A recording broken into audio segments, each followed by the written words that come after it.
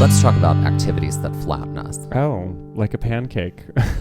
Flattened like a pancake. You know, snowshoe hiking was pretty flattening. Snowshoe hiking was a layer of exhaustion I don't think I'd ever experienced. When we got back to that hostel that we were staying at in Grand Lake, and it was like, I wonder why we're so hungry and tired. And like, and I'm like, why can't I hardly walk up these stairs? Yeah, because snowshoe hiking burns like it was like 3 times the calories of normal hiking. I think it was 5 times the calories or something like that. We had burned personally at least 1,500 calories each that day with that snowshoe hiking. More. We were in calorie deficit for sure. We lived our lives there. In full-on calorie deficit. Yeah, that is definitely like the one thing that I can remember fully feeling just the most tired from. Any day where it's like we're out from before dawn. Yeah, before dawn till like dusky hour. No, that is a day where it's just, if I don't sleep well tonight, then I'm going to murder you in the morning. Right. Exactly. And you'll wake up and be like, I slept wonderfully. And like, just like rubbing grit into my eyes as you do it. I don't rub grit into your eyes. That's what that comment feels like for the sleep deprived. Okay. So for those that don't know this, Dusty always sleeps wonderfully. Listen, I'm very blessed, and I'm counting my blessings because who knows if that will last right. or how long that will last, right? But if I get to, if I fall asleep, it's when I show up uninvited great. At your 40th birthday party and blow in with my crow on my shoulder. I wasn't invited. With your raven on your with shoulder. With my raven. No, you would probably get a crow. Yours would probably be a crow. Yeah, it'd be a crow. It would be a crow. Yeah. Maybe a crow, I 2 wasn't crows. Invited. 1 for each shoulder. But yes, Mike always... Sorry, it suddenly downpoured here in case you can hear it. Mike, you don't sleep well often. No. Which is a real shame and a real bummer. Shame. It is. So when you have a day that flattens you, that's all I want to do. And I mean, you have a pseudo relationship with melatonin. Melatonin, yep. A little bit, but you don't take it all the time. No. It's only if I'm feeling like, if really it's been a few awful. nights in a row. Yeah, for sure. But yeah, this queen over here is like, I mean, you couldn't feel that pee below you if you even tried. No, it's true. I do sleep very well. It's very true. But anyway, yeah, I mean, snowshoe hiking and dawn till dusk hiking is definitely, those are things that like take the wind from my sails and like rob me of any conscious thought I had left in my body. Incline does that for me. Yeah. Almost hard incline days are hard incline days. Yeah. I'm feeling flattened like 10 minutes into incline. I feel like the end of those days, to borrow an Italian term, I feel stunad, which means like dumb in the head. Stupid in the head. Yeah. Yeah. Like I just feel like my faculties are all gone at that point. I'm just an empty vessel. I get it. And the thunder rolls in.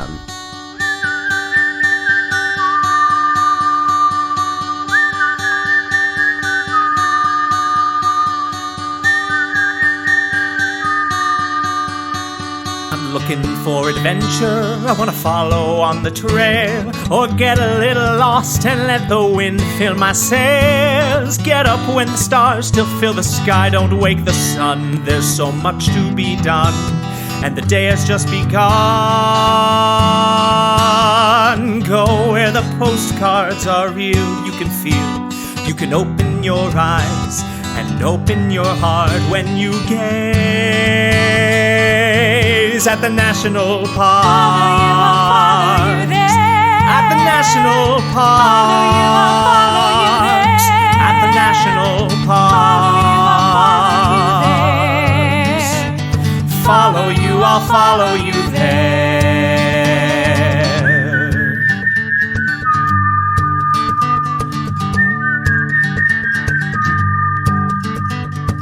We would like to acknowledge, while hiking in the land also known as Glacier National Park, that we are on the traditional and stolen lands of the Blackfeet Nation and the Tanaka people. So last we left off, we had reached our trail juncture.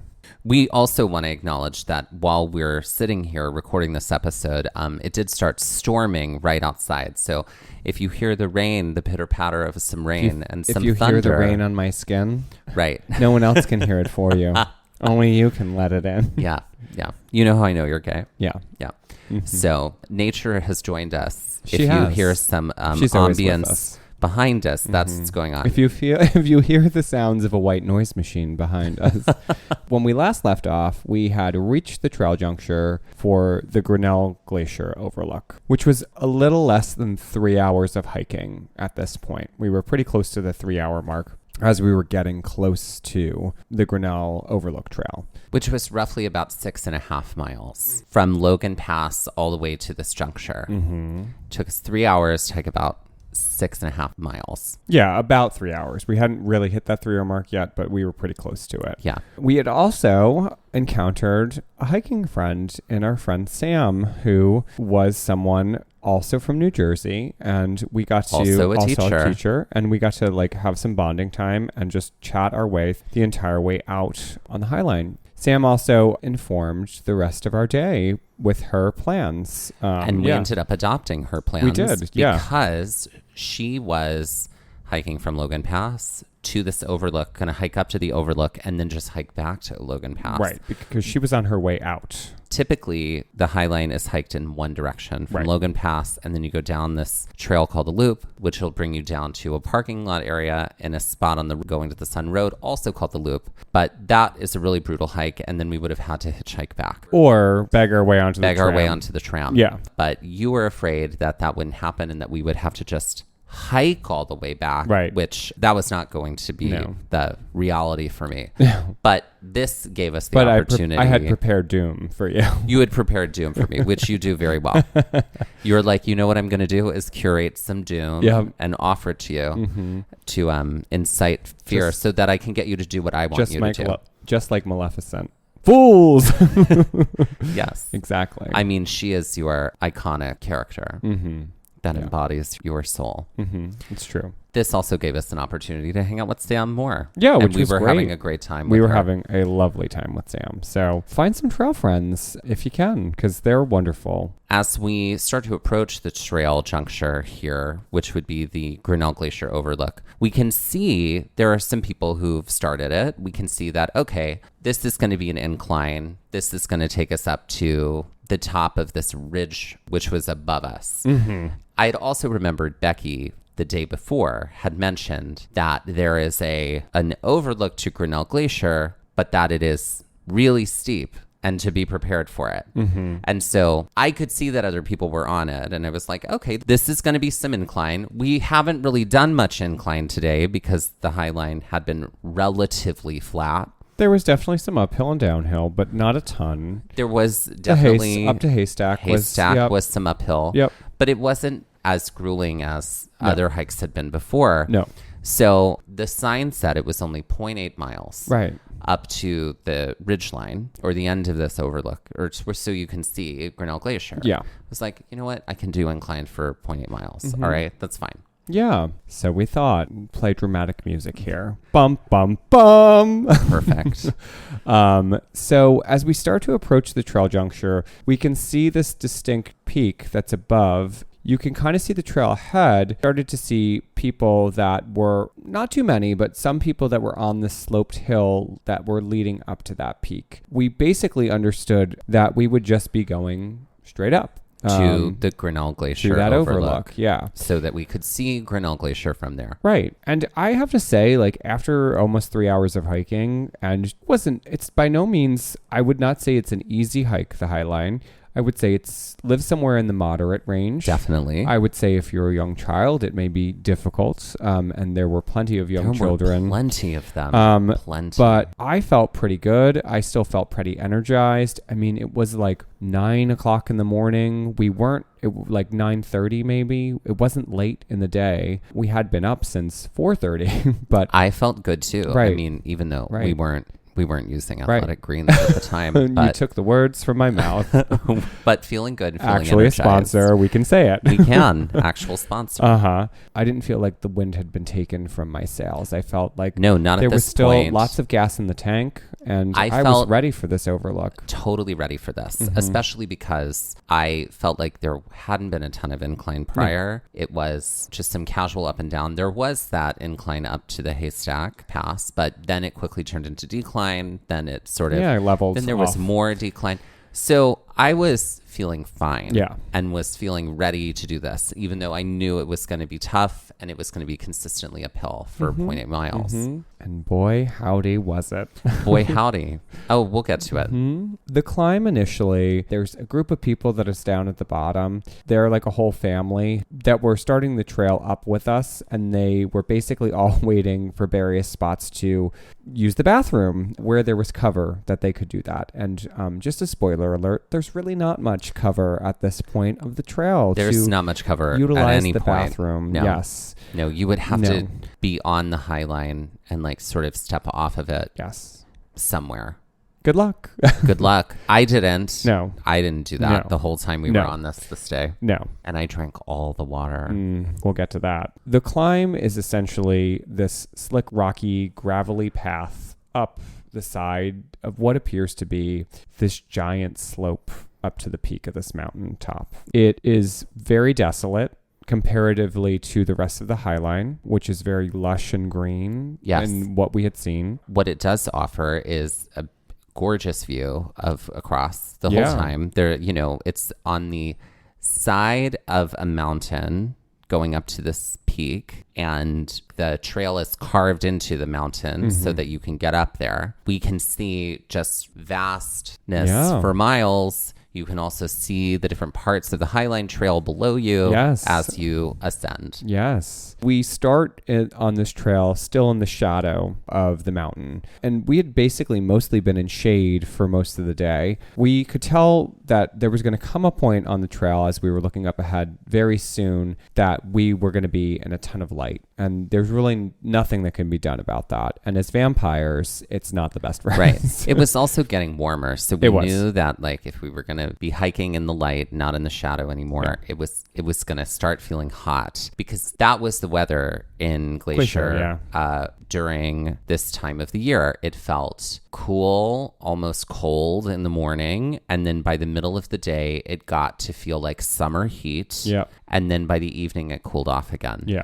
So prepared for both kinds of temperatures, because we started this hike very, very early when it felt a little chilly, and then by here, even 3 hours in, it was starting to feel warm. So we knew we were going to have to kind of disrobe a little bit, and like layers is always the way to go with hiking. So there was definitely some delayering that was happening, not just because of the heat of the day, but because of all the heat of our bodies, because good Lord, this incline.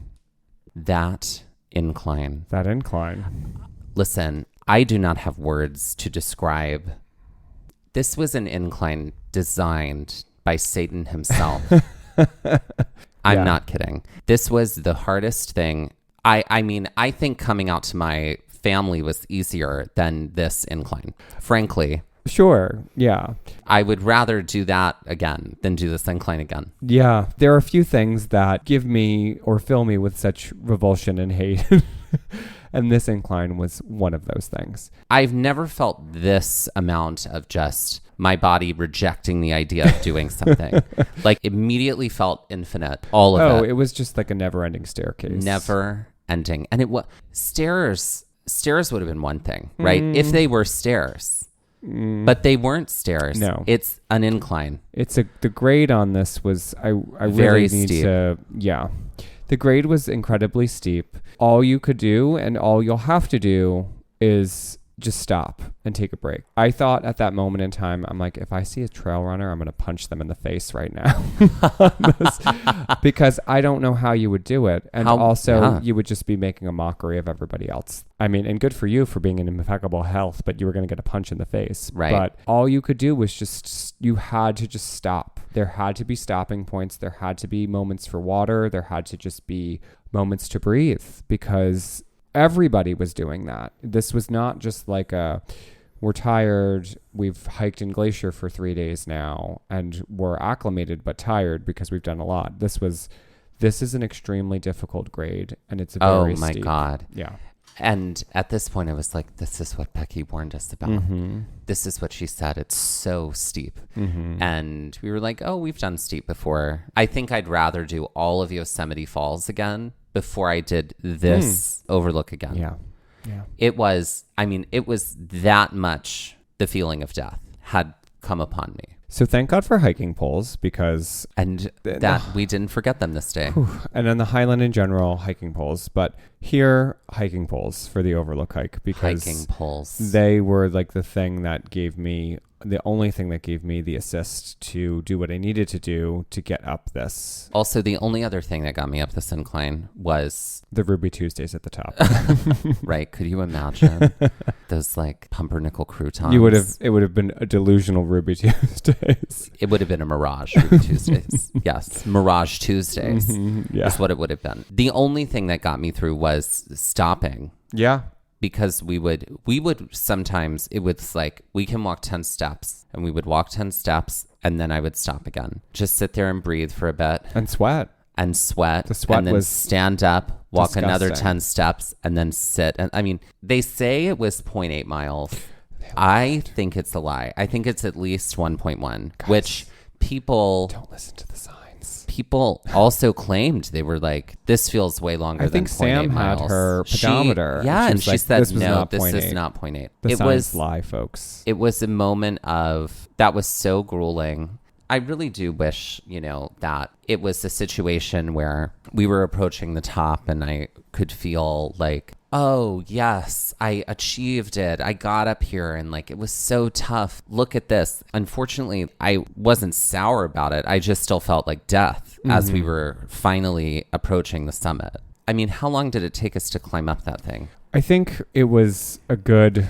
at least half hour to 45 minutes to get up there. Oh, I think it was longer than that. I think it was at least an hour. I think it took us at least an hour to climb that long, but it felt like 5 hours. It felt like in 5 my hours. memory. I I've think it was like a internalized half about hour to 5 45 hours. minutes for sure. Ooh, I feel like it was longer than that. Wow, that's just the pain. The pain distorts distance and time. Certainly, we did finally. After 5 grueling, I'm joking, after many minutes of what felt like hours of hiking uphill, did finally approach the summit.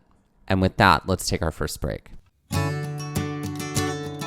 Today's episode of Gaze at the National Parks is sponsored by TrueFire.com, the planet's largest and most comprehensive selection of online guitar lessons, according to Guitar Player Magazine. TrueFire's interactive learning tools and massive library of over 50,000 video lessons help guitarists ignite their technical skills, harmonic knowledge, rhythm playing, and soloing. Over 2 million guitar players worldwide learn, practice, and play with TrueFire. Using TrueFire's desktop and mobile apps, guitarists work with multi-angle HD video lessons on any device, anytime, anywhere, and at their own pace. TrueFire's style-specific learning paths guide guitarists every step of the way. Use the assessment tools to find your starting point, then follow the lesson recommendations, and track your progress as you work through your personalized TrueFire study plan. And TrueFire's educators are the best in the biz. From Grammy Award winners to world-renowned artists, TrueFire students have access to an unparalleled faculty of over 300 top-notch blues, rock, jazz, country, and acoustic guitar educators. Guitar players can progress faster with private one-on-one instruction, group lessons, multi-track video jams, live streams, song lessons, premium tracks, and so much more. With thousands of 5-star reviews from amateur and pro players alike, you'll find yourself in good company with the world's most comprehensive guitar learning platform. So grab your guitar and ignite your musicality. Visit TrueFire.com and use code GAZE for your free 30-day all-access trial and 50% off your first purchase. That's TrueFire.com/gaze. And that's GAZE, G-A-Z-E. Our next partner has a product I literally use every day. I started taking Athletic Greens because I wanted the best immune system possible. I'm somebody who takes vitamins every day, and I just felt like Athletic Greens was definitely something to try out. I started taking Athletic Greens to improve my gut health, which is a journey I've sort of been on for the last few years with different probiotics and things like that. Your gut health is tied to so much of your other health, including sleep, that I felt Athletic Greens was giving me the best source for that gut health. One scoop of Athletic Greens is 75 high-quality vitamins, minerals, whole food source superfoods, probiotics, and adaptogens to help start your day right. This special blend of ingredients supports your gut health, your nervous system, your immune system, your energy, recovery, focus, and aging. Okay, so we both started taking Athletic Greens, also known as AG1. I take it in the morning. It's the first thing I do. Sometimes I incorporate it into a shake. It has a great flavor. I also have all of the to-go packets. I took them with me when I traveled. I gave some to my mom. I gave some to other family members that I saw. I really love it because I'm not somebody who drinks coffee and I'm not somebody who takes in caffeine, but I feel like it gives me energy all the way to the end of the day. Yeah, and for me, I am a coffee drinker, but I would take my vitamins and sort of any probiotic in the morning along with what I eat for breakfast. This was such a great supplement to that habit of having breakfast and coffee. It tastes really good too. And it's like one-stop shop for all of your vitamins for the day. Right. It's the small micro habit that you can do every day, and your subscription comes with a year's supply of vitamin D, which is great for these winter months that we're about to go into. And for every purchase, Athletic Greens donates to organizations to help get nutritious foods to kids in need, including No Kid Hungry. It's good for any diet, whether you're vegetarian, on paleo, or keto. AG1 or Athletic Greens is gluten-free, nut-free, dairy-free, egg-free, and there is no added sugar. Athletic Greens also supports better sleep quality and recovery and is a climate-neutral certified company. Right now, it's time to reclaim your health and arm your immune system with convenient daily nutrition, especially heading into flu and cold season. It's just one scoop in a cup of water every day. That's it. No need for a million different pills and supplements to look out for your health. To make it easy, Athletic Greens is going to give you a free 1-year supply of immune-supporting vitamin D and 5 free travel packs with your first purchase. All you have to do is visit athleticgreens.com/gaze. Again, that's athleticgreens.com/gaze, and that's GAZE, to take ownership over your health and pick up your ultimate daily nutritional insurance. I'm really excited to incorporate this on days where we do really long hikes. So we're playing Pentagram. We haven't played this in a while, and I love this game. Okay. So the way Pentagram works is you're going to put 5 things. 5 objects. 5 objects. Could be a person, too. Could actually be people. Could be ephemeral objects like a song as well. Sure. And you're going to put them in a circle, the points of a pentagram, and that is going to summon somebody or something. Okay. Or a portal. Great. To a place. So for this game of Pentagram, I'd like us to put 5 things in the circle that is going to summon a motivational speaker to get us up the Grinnell Glacier Overlook hike. Got it. So we need what would summon a motivational speaker. Okay. I'm borrowing from my mom's experience. My mom ran a half marathon. And she ran it in Disney World, and it was through all the different parks. Right. And there was this incline that they had, and they had all of these characters, but for some reason, the Jolly Green Giant was a character that day. Oh. I have no idea why, and maybe it wasn't, or it was some character that looked like it, but I believe she said, no, it was the Jolly Green Giant. Was she having a Mirage Giant experience? But he had a microphone on, and as they were like going up this incline, he would say things like, "This is not a hill. This is not a hill. You think it's a hill, but it's not a hill." And I think I would need that Jolly Green Giant saying that. Okay. Is that like Birdseye? Who owns Jolly Green Giant? So, not a sponsor. Not a sponsor. But yes, and then so I would put that person dressed as that character saying that specific thing into the pentagram. Okay. What else would we add to it? So we're just going to change this to motivation to get up the hill. The 5 things we need is motivation, not a motivational speaker. I mean, I feel like that a motivational speaker would like try and psych your brain out to not think it's that. Oh, yeah. But I'm just saying, like, we can't put a motivational speaker in the circle to summon a motivational speaker. Well, I don't know that I would consider the Jolly Green Giant a motivational speaker. Well, in that moment, I think he was. I think he was. Okay, great. So motivation. Okay, so motivation to get up that hill. What would you add? I think I would add that Ruby Tuesdays at the top. The salad bar. The Ruby Tuesday salad bar. Love it. With a sneeze guard, some fresh pumpernickel croutons. Yeah. Yep. I'm here for it. Great. I would also add the song Eye of the Tiger. Oh, okay. That would get my juices flowing. I think I would add a hat that has fans on it that spray mists you. Oh. They make those, right? Oh, I love that. Yeah. Sure. We need one more thing. One more thing. I feel like it needs to be like a 5-hour energy times 10. Yeah, like a shot of athletic greens.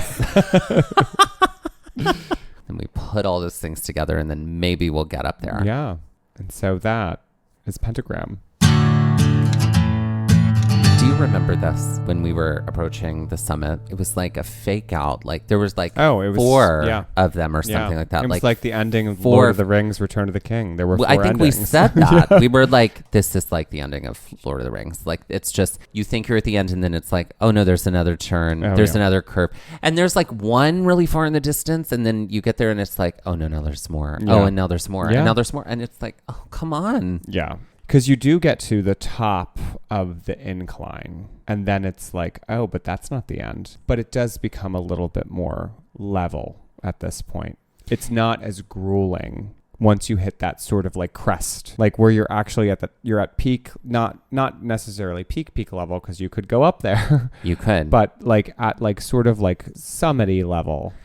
Yeah. So there wasn't as much incline at this point. You'd sort of like done everything you needed to. And now you were just sort of walking along this trail that was going to take you over to the overlook, like at the top. Yes. Yes. It was like, oh, okay. So this is the chaos you're serving us today, Grinnell Glacier Overlook Trail. Right. Because there was that part right at the end that was flat. And it was such a relief to get to some flatness. Yes. It does give us a little bit of a respite from the intensity of what the trail was. In the distance, you can kind of see what looks to be like another saddle and then that peak that we had seen, you know, even before we hit the trail juncture as we were approaching kind of the bank to get us to the trail juncture in the distance. It's a very distinctly shaped kind of peak. It sort of looks like a hand in some ways. But what's important to know is that the majority of people get to this area that feels like the summit. And it feels like, okay, I've done it.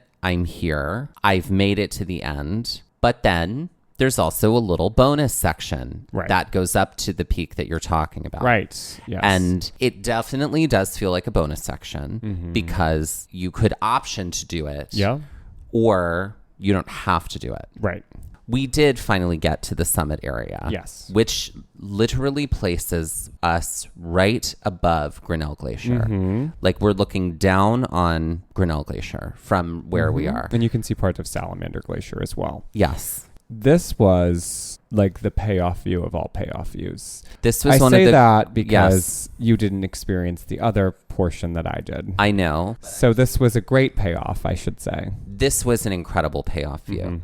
And if you have slogged your way all the way up that incline, it gives you such a gift at the top.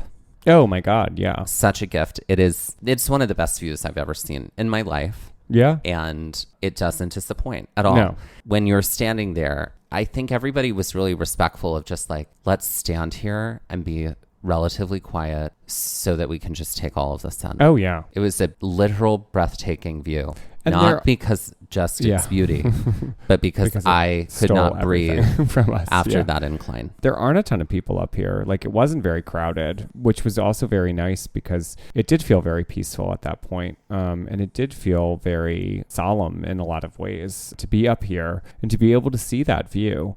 The ledge, how did you feel about that? You know, so there is a ledge right there, right? Yeah. However, it's sort of like a gradual slope after that. If there's slope happening, I'm okay. So I felt fine up there. Now, exhaustion was driving all of my decisions in this moment. Yeah. Entirely. And so we get up there and I was like, and now I'm finished. Yeah. I was like, I think I'm going to spend the night. Yeah. Like, that's how tired I was. Mm-hmm. So you're like, I think this Ruby Tuesdays has a guest room. Right. It's an inn. It's an inn. And I'm staying here. Yeah. Mm-hmm. Right. And I think I might get a job here.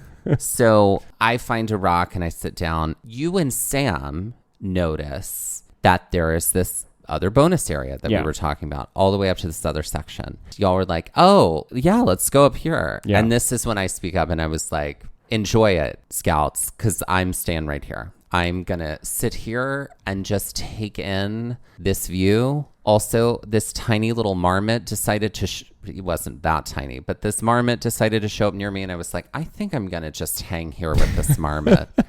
We're going to have a great time. I've made a new friend. Y'all go up and y'all do it. Yeah. And there was definitely a moment of Sam was trying to not motivate, but no, Include. I know, encourage. I know you can do it. Yeah. I know you can get up there. And I was like, really, it's okay. I am going And to I sit chimed here. in and I was like, no, he's not going anywhere. This is just his process. This is his process. And it was. And I true. have no FOMO about that. No. But let's talk about the bonus section because I did not go, but No, you did. So tell me about it so and tell me what you saw. You basically are climbing on a grade, but it is definitely not nearly as tough of a grade as the way to the overlook in general, the way up the overlook. So it's definitely rocky, but it's a clear path for most of the way. You have to kind of like bridge this section between the saddle and then where the incline of the peak sort of rises, which is by no means as tall as what we had just come up. How was the incline in comparison to here as the incline before? Oh my God, it was a cakewalk. Okay. It felt, I think we actually left our bags with you. You left your bags with me. So we It's were true. just like, this will be easy because we don't have any of the extra weight. How far would you say was it where I was sitting to like that bonus peak? A quarter of a mile, maybe? Maybe. Maybe a little If less than that, that. if Yeah. that. You do get to the part where you hit kind of the base of the peak. This is where the trail sort of dissolves a little bit, or it's harder to kind of tell, oh, is this trail, is that not trail? And it becomes a little bit more rock scrambly at points. After the initial trail up to the outcropping, which is this peak, you hit a bluff and the trail can get a little confusing, but it is in fact there. So just be on the lookout for it. It was fun. I mean, this was a little bit more fun because it was a little bit more of a scramble and it wasn't just a direct, straight, hellish incline all the way up. Eventually you do get to this point at the top of the crest where you get an even better view than what we were able to see. Yes. And you took photos of this view. I did. And I looked at your photos later. And you do get views of not only the glaciers, but 4 lakes, including Upper Grinnell Lake, which is right below the glacier, which you can see from the overlook where we initially summited. You do see Grinnell Lake, which is below, which we would see the following day. Lake Josephine, also a lake we would see the following day. And then in the very far distance, Lake Sherburne. This was really, truly unbelievable because, on the Highline, are you seeing these like vast open spaces and wide distances and things very far away? Yes. But the height plus the distance here? The summit was also really high, but it was sort of from what the pictures looks like literally being in the sky. And it was like an aerial view. I felt like I was actual in a helicopter. area view. Yeah. If you have the energy, I honestly think you would have been fine height-wise, and it wouldn't have bothered you. Maybe when we got to the point where we stopped at the end, because it is a little you're ledgy and hanging out here. But otherwise, I think if you feel the energy and you feel like you want to do something additional, take a break for a minute at the top there, and then just mosey on over to the very tippy top and see that really incredible view. Can I share something? Sure. While we were waiting for us, you became the manager of that Ruby Tuesdays at the time. So while y'all were up there, what's funny was that I could hear your conversation the entire time.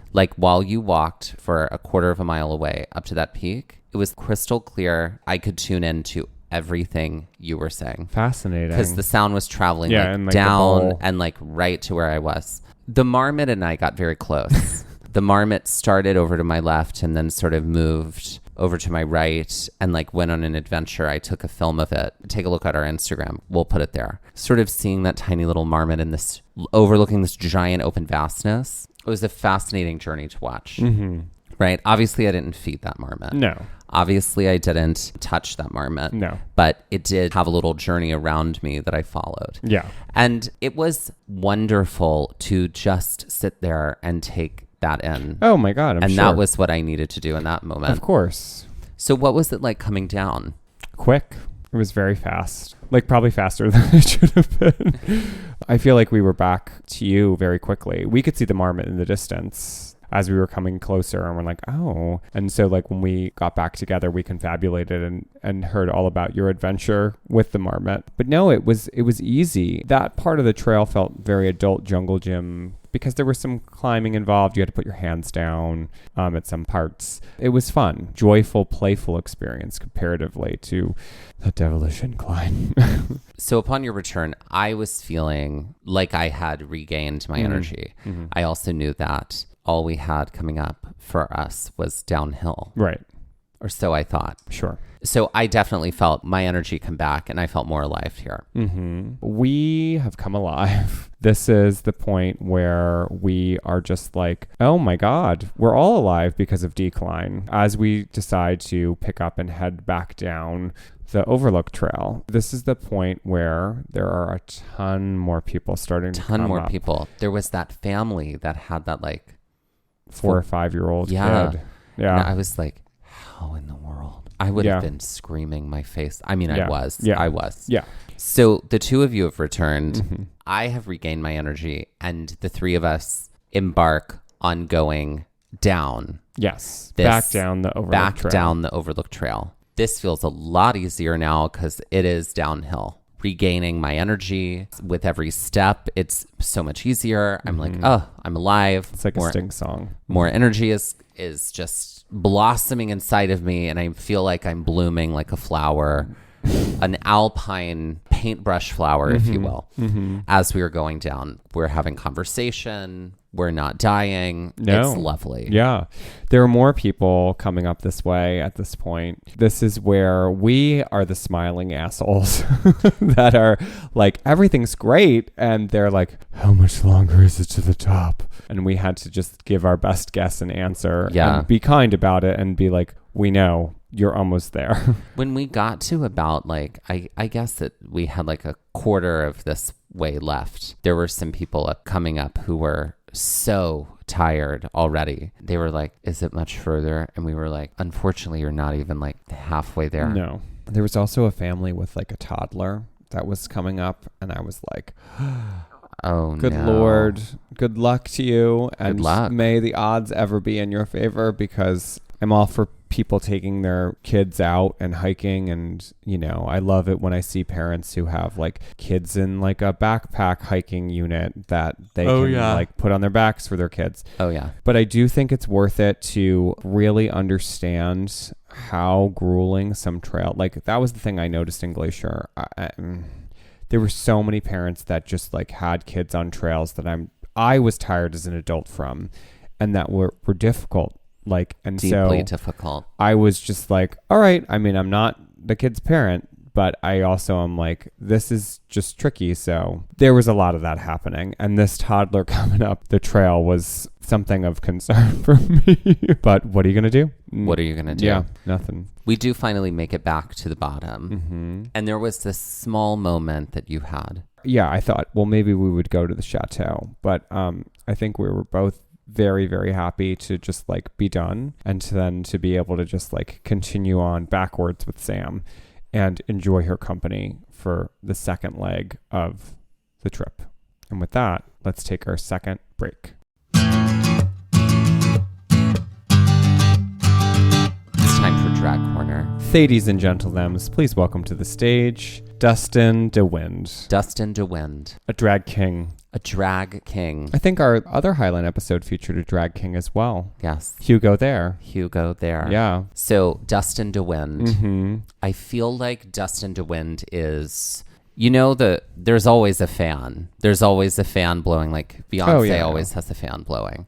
I feel like her wig got caught in that, or not her wig. Her hair got her caught in hair that. got caught in that, Yeah. and then But did she miss a beat of that music? No, she didn't. She didn't. She stood there and held her hair while it was getting sucked up into that fan and just trusted that, oh, someone will see it and someone will come over here and cut my hair out of it. And I'm just going to keep singing. Effortless. She held on to it, didn't miss a beat of Halo as it was happening. Look up the video. It's iconic. Yeah. Dustin to Wind. I do feel like there's always a fan involved. He pays homage to Jenny from Forrest Gump singing Naked on a Stool, Dust in the Wind. Oh, I love that. Was that the song she was singing? Yeah.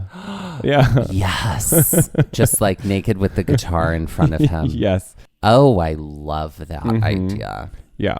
So I think Dustin to Wind is also like one of those live singing drag kings. He's a folk drag king. Yeah, a folk singing drag queen, right? I mean, Trixie Mattel is a folk singing drag queen. But I feel like, Dustin to Wind could open for Trixie Mattel. And I think his merch is those fans that I wanted going up. Yes, that spray with the water. Oh, I love it. Yeah.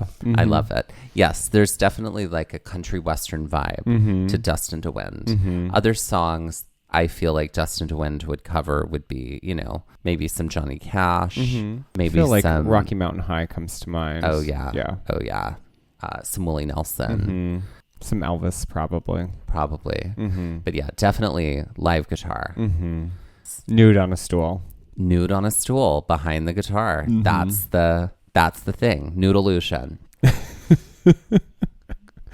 Nude illusion. Welcome to the stage, Nude illusion. But could I think it should be nude illusion, like with an A. So because it's all an illusion. literary illusions. Well, or allusions to films or whatever. Even though I know illusion technically is always technically about the written word. But whatever. So, ladies and gentlethems, please welcome to the stage Dustin to Wind. Okay, so now we are headed back to Logan Pass. We have come off of the Grinnell Glacier Overlook. We turn left to head back to Logan Pass. Just remember, this trail is extremely beautiful. I think some of our favorite things are trails that we have to double back on because absolutely you get to see the trail from a different perspective. And that was exactly the case here with the Highline. It was like double your pleasure, double your fun. There was so much to see and take in, and so much that we were going to see in a different light, so much that was just missed because we were coming from one direction, not the other. So we were so excited about doing this rather than going down the treachery that would take us to the loop from the chateau, because that was like 3 miles straight down, essentially, and rocky, hot, exposed. No, thank you. That's not to say that it didn't get hot on the way back. Oh, no. It definitely did. No, it did. So as we're walking back, we can see a lot of people who were going up to the overlook. We're deeply happy that it wasn't us. Right. We had been there and done that. We'd basically reached that initial overlook at about 9:45. So it was about 3 hours to the point that we started at the trailhead, because I think we started around 6:45 in the morning because we had waited for that fog to roll out before we had gotten going. We had started to head back down from the overlook at 10:20 in the morning, just to give like a little bit of a frame of reference on timing and just like how long it took us to do some things here. We did end up running into the folks that had given us their parking spot at Trail of Cedars the prior day. That was so funny. But I felt like that was Glacier the whole time. Like we were constantly running hitting into people that, and even the rest of the trip, there were parks that we were in where it was like, this is a gigantic park, but we just kept seeing the same people. It was really nice to chat with them for a second. Yeah, they were super cool. Super nice. Yeah. We said, oh my God, y'all gave us your parking spot. Thank you so much. And they remembered us. Yeah. They were engaged and they lived in Seattle. They were on a summer hiatus. I think one of them was grad school. One of them was work. I don't know what it was, but they were so kind. They were lovely. We want to thank you again for giving us your parking spot. Right. This is a time of day where it seemed like less people were coming out on the trail. And part of that was probably because we were in very high, very direct sun. So there is definitely a lot of stopping, a lot of putting on of sunblock, and a lot of fueling up with water. A lot of that. A lot of fueling up with water. On our way back, we have such a better frame of reference for what we're going to do and sort of know what is happening, what's coming up. We know that it's also going to be a good combination of uphill and downhill, but there's going to be a lot more downhill sections probably than there are uphill. From what we remembered in our, early morning Stunad brains, to use a phrase again, because there definitely was a fair share of both. However, it ended up being a lot more uphill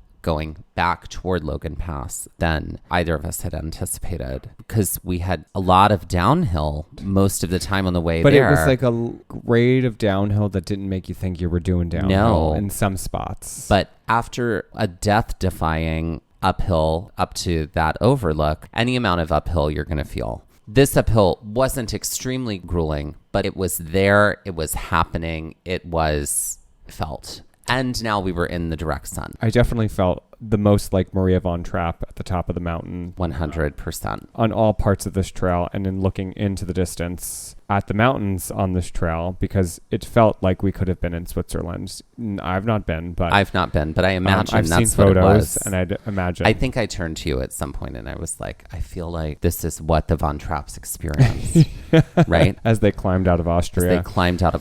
Seriously. Toward the middle of the journey back, there are a whole lot less people coming out. So for a lot of it, we had the trail to ourselves. Right. With like a few people dotting the trail here and there. I definitely remembered feeling the tireds really hard as we started to be like middle end of the trail. We'd sort of all stopped talking as much as we were talking. It was sort of like a single soul focus on getting back and retaining our retaining our sanity. Because we definitely had done a lot that day. This ended up being like something like a 15 or 16 mile day, all said and done.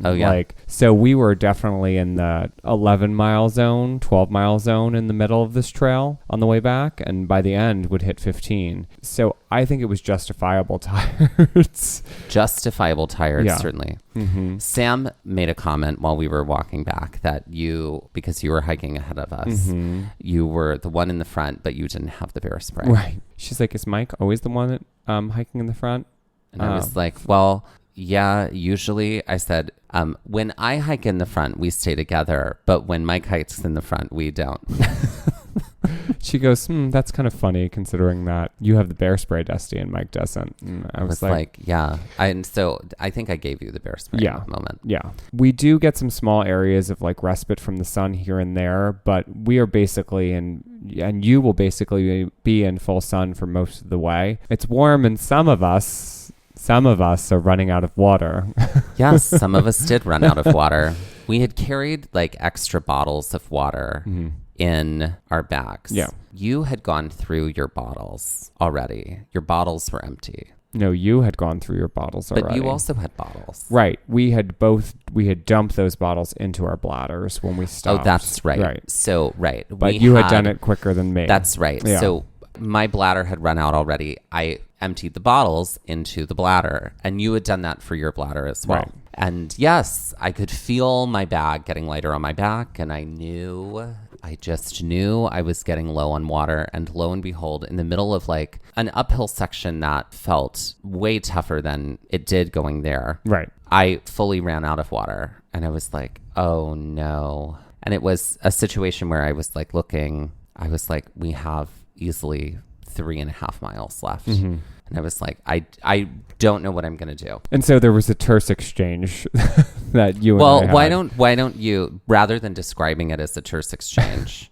why don't you describe what happened from your experience? You were panicked because you had no water, and you were like, well, can I use your bladder? Can I like put my mouth on the thing that you bite on to suck the water out? And I was like, no, I'm sorry. I was like, I can pour some water from my bladder into, it's fine. It's fine. Well, there were a lot of people around, and I was in a very desperate situation. Yeah. I guess that wasn't respected at the time. But though, for the record, I didn't just ask you that like outright, thinking that that was like expected in return. We have done that before. That has happened in Acadia I remember once when I ran out of water, you were like, here, just take, because I'd run out and I didn't ask you, and you offered it to me. Well, you have a sloppy mouth. So to borrow I a was phrase like, well, from David. From I was Schitt's like, Creek. I will. Honestly, in that moment, I felt a little bit like, oh, I didn't mean to. I felt like I had offended you. And I think I was still living in like, we're in COVID times. I'm not sharing something that my mouth goes on. Right. Right. I understand, because we knew less about COVID then. Right. That was a tough moment for me. I was like, okay. I mean, I respect that. We definitely had a very awkward silence for about a mile and a half. But I did offer, I was like, I can pour some of the water from my bladder into your bladder. No, not right now, because we were at a weird ledgy point. We were at a weird ledgy point. And I was like, okay, all right. Actually, so for the record, you tried to offer that again, like as we were heading out of this trail, but it was at the start of the garden wall. Right. And I was like, we're not doing that here. Like, people will have to walk around us. Like, no. And this is where all of our bitchiness came to a head. Well, we had spent how many days literally next to each other 24 hours a day? Mm-hmm. At that point, how many days? At least 2.5 weeks at that point. Yeah. And so I definitely got the Dusty's angel landing, I'm fine response, because we were at the garden wall as I asked that question, but I didn't want to like totally deny you life-giving water. But you had already done that. I had denied you thrice. So unlike some other religious figures. When we're past the garden wall, there are a lot more people that are starting to come out, which is around 2 in the afternoon, which, depending on their trek and depending on our time of arrival, would mean that these people, if they did the exact same thing that we did, would be finishing closer to 8 p.m. This was obviously okay, because in Glacier in early July, there ain't nothing but sun until almost midnight. So you're going to just live your life as late as you can. But I think the only thing that would stink about doing the trail that late is probably how hot it would be, because it was so hot at this point in the day. It was so hot. Yeah. There was direct sunlight coming from this side before the sun was on the other side of the peaks that you're hiking against. Mm-hmm. So we were in the shadow the whole time. It felt great. Yeah. Coming back, we were not in the shadow anymore. No. We were in the direct sunlight, and that was definitely hot. Yeah. It was hot, like 85 degrees or hotter hot. I don't know about that, but it was hot. Yeah. That's what it felt like. Yeah. I mean, I was sweating a lot. And you didn't have any water. And I didn't have any water. Mm-hmm. No. We do have some incline back up to the trailhead. That's true. There was a little bit of incline. Like the last sort of slap in the face that the trail could give us. At the end of the garden wall, we had to make our way up. But there was a mountain goat over there. Right off to the side. So that was like a real treat. There were a lot of people gathered there. Not people that were necessarily going to do the trail, but people that were seeing and gawking at the mountain goat. But I think we also were like, it was beautiful, but we were also unfazed by it because we were so tired and exhausted at this point and dead on our feet that we sort of took our time to like view it, take it in, but didn't like stand around for too long before heading back up to the trailhead. While we were at the trailhead, we took a photo with Sam. I really, really treasured that photo because we had gone through a lot that day. Yeah. Voluntarily gone through a lot that day. But Lord, we were tired. Yeah. So we got back to, after taking the photo, we sort of parted ways with Sam, who had to basically hit the road right away. We exchanged information so that we could stay in touch, which we have. Yeah, which has been great. And then we got to the car and just like de-geared because we didn't want to I didn't want shoes on. I didn't want anything on anymore. I needed something else. Sneakers. And new socks. Yeah. Right. This was also the moment where we connected and talked about our conflict and our inciting incident. Right. And resolved. Mm-hmm. We did. There were apologies on both sides. Mm-hmm. And we moved on because that's what you have to do. Mm-hmm. You got to communicate. You do. That's right. You have to communicate when you definitely don't want to share water with somebody else. Yeah. When you leave the shower on all night long, you have to communicate. After doing this, we went to the building that's there at Logan Pass, which is not a visitor center. It looks like it would be a visitor center. It is a gift shop. It's only a gift shop. The biggest insult to injury of this whole trip was having to then climb a considerable amount of stairs to get up to this gift shop. Yeah, after hiking the Grinnell Glacier Overlook, having to just climb all those stairs. When we get to the top, there is a line that we have to wait in to kind of go into the gift shop because they were doing like a 1 man in, 1 man out, or 1 person in, 1 person out kind of situation. As we're at the door waiting to go in, there is like a 22-year-old, 23-year-old gift shop summer employee there. And he's like making conversation with everybody at the door, which is so nice and kind, just like be able to do that while one waits. In our synchronicities of everything that had happened, he's talking to us and he's like, oh, well, where are you from? And we're like, oh, New Jersey. He's like, oh, whereabouts? And I said, Dusty was like, I'm from New Brunswick. And I'm like, and I live near Point Pleasant in Manasquan, if you're familiar. He's like, yeah, actually I am. I've been to Manasquan, New Jersey before. My roommate in college was from there. And I was like, well, okay, well, it's been great. Thanks so much. And we sailed off into the sunset together.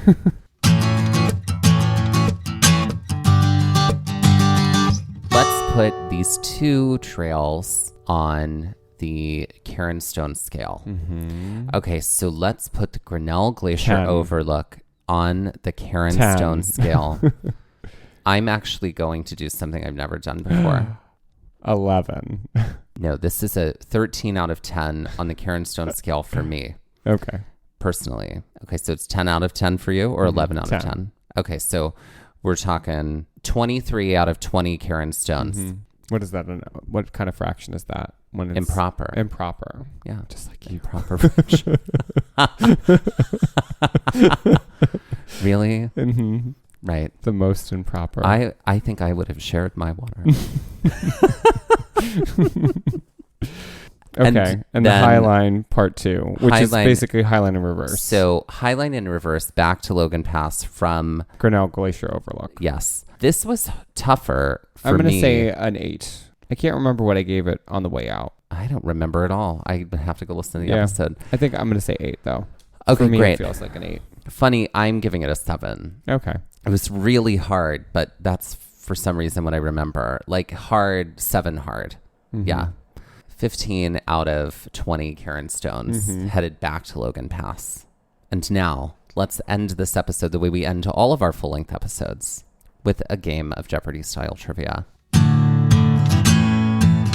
So I'll begin. My Jeopardy is titled The Highline, and this is all about our favorite stoners from film and television. I will be giving you a quote. What is Grandma's Boy? I will be giving you a quote, and you will need to identify the movie. If you can identify the character, that's bonus points. All right, okay. all right. Great. For 100. Yeah, well, that's just like your opinion, man, says a long-haired Jeff Bridges to John Turturro's character Jesus in a bowling alley in this late 90s film about mistaken identity, trying to find a missing trophy wife, and a rug replacement.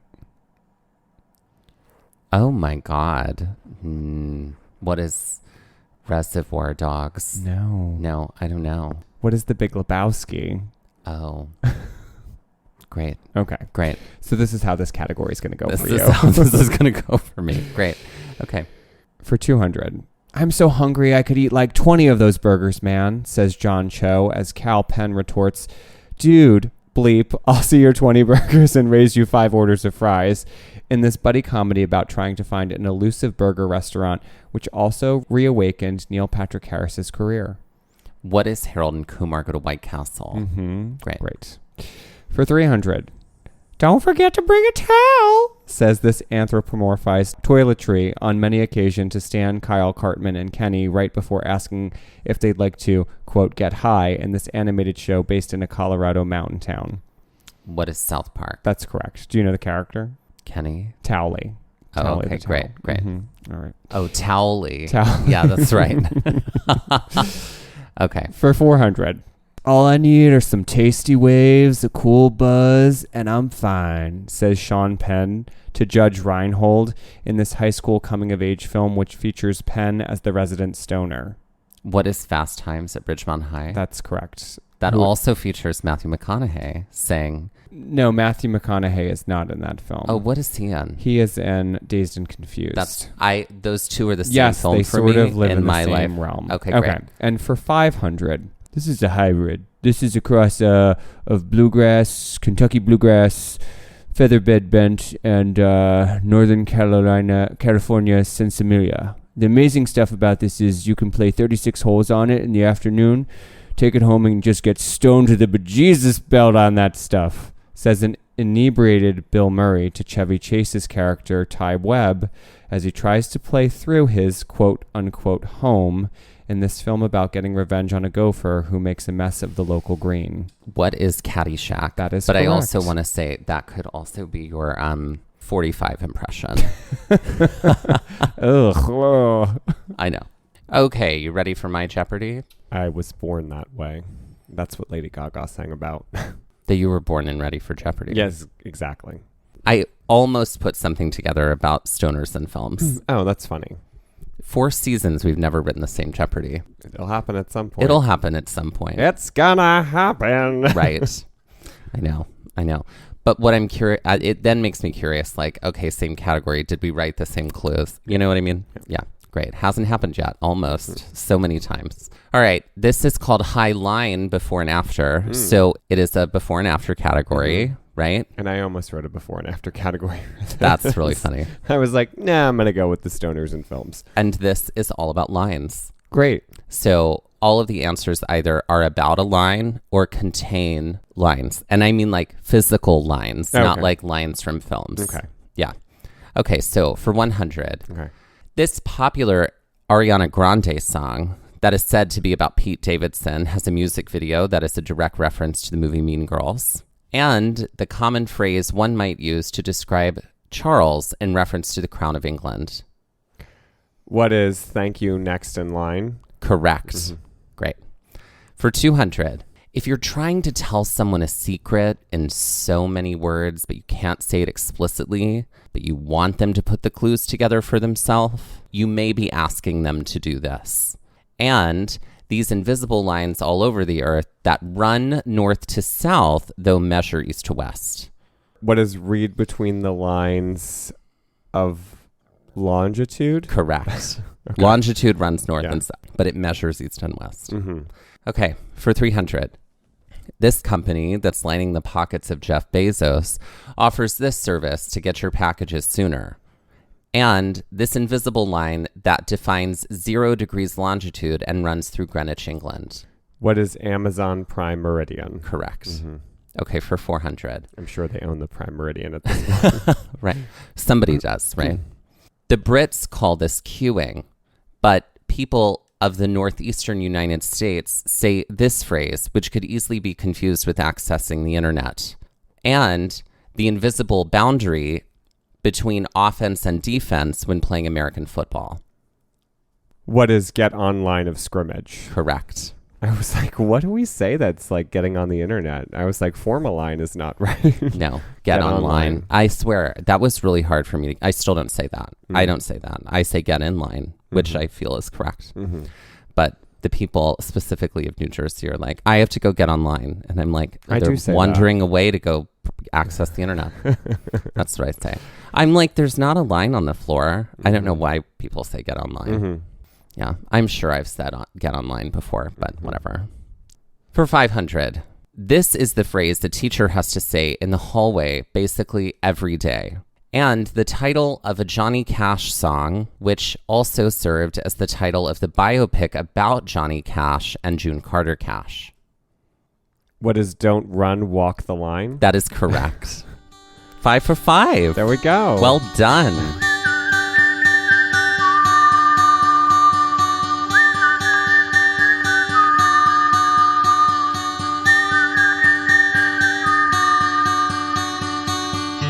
This has been Gaze at the National Parks, the podcast, and we're here to remind you to hike early and hike often, and that adventure is always out there. And always bring extra water.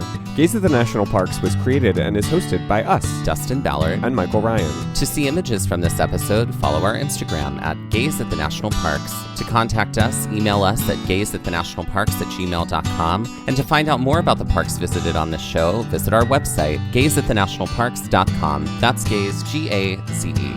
All original artwork featured on Instagram, on our website, and in the Gaze Shop is by me, Michael Ryan. All original music was written by Dave Seaman and performed by Dave Seaman, Mariella Klinger, and Sean Sklios. Our music producer is Skyler Fortgang. This episode was edited by me, Dustin Ballard. We would also like to acknowledge that while recording this episode, that we are on the traditional and stolen lands of the Lenape people, also known as Middlesex County, New Jersey.